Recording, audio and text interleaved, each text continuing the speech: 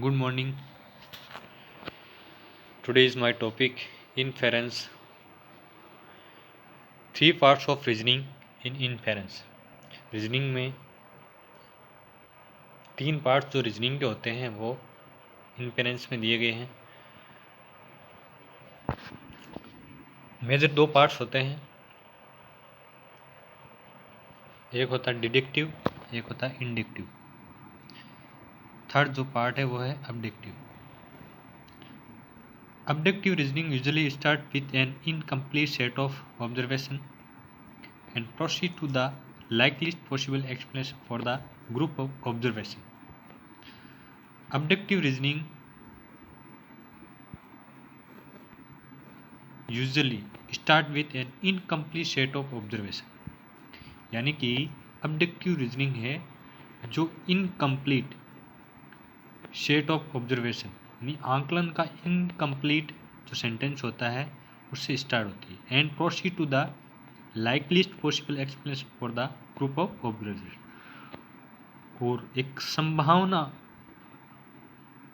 को व्यक्त किया जा सकता है। Proceed to the likeliest possible explanation of the group of observation, संभावना को व्यक्त किया जा सकता है, संभावना के आधार पर इसको देखा जा सकता है।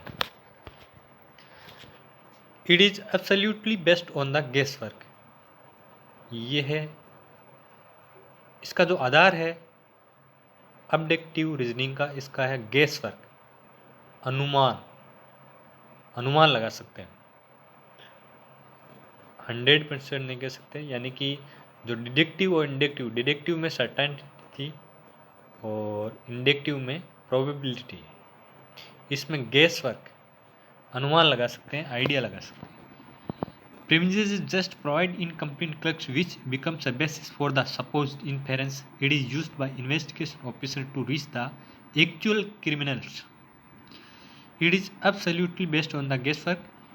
Premises just provide incomplete clues, यानी जो कथन होते हैं स्टेटमेंट, वो हमें इनकम्प्लीट क्लक्स प्रोवाइड करते हैं। इनकम्प्लीट क्लक्स का मीन्स होता है मतलब जो कथन होते हैं सेंटेंस इनकम्प्लीट शब्द होते हैं, which becomes a basis for the supposed inference,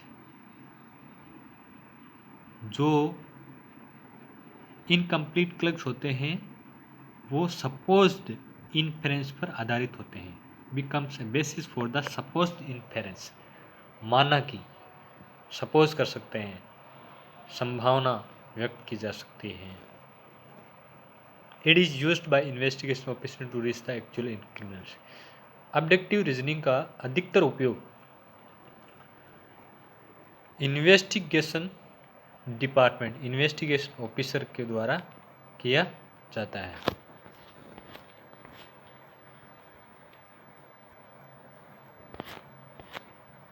for the example, जैसे हम एग्जाम्पल देखते हैं, all papers are spread here and there in the living area, तो ये प्रीमिसेस है।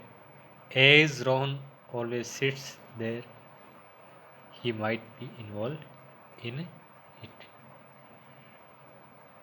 यानी कि जो प्रीमिसेस है उसका जो इनकम्प्लीट क्लग्स है, यानी all the papers are spread here and there in the living area, यानी सारे जो कागज़ हैं वो स्प्रेड फैला दिए गए हैं हेयर एंड देयर इधर उधर इन द लिविंग एरिया, जिस एरिया में रहने के लिए जो एरिया रहते हैं, living area. As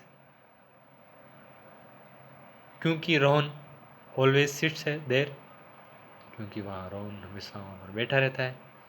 he might be involve in it, ये इसमें शामिल होगा। यानी कि जो प्रीमिसेस क्लग्स हैं, all the papers are spread here and there in the living area, वो इनकम्प्लीट क्लग्स हैं। अब इसमें हम संभावना लगा सकते हैं कि as Rohan always sits there, Rohan वहाँ हमेशा बैठा रहता है, तो वो इसमें शामिल हो सकता है या ये उसी ने किया होगा। ही might be involve in it, हो सकता है उसने रोहन ने किया है, इस प्रकार में इसमें गेस वर्क लगाया जा सकता है। वीडियो अच्छा लगा तो लाइक करें, शेयर करें। Thank you.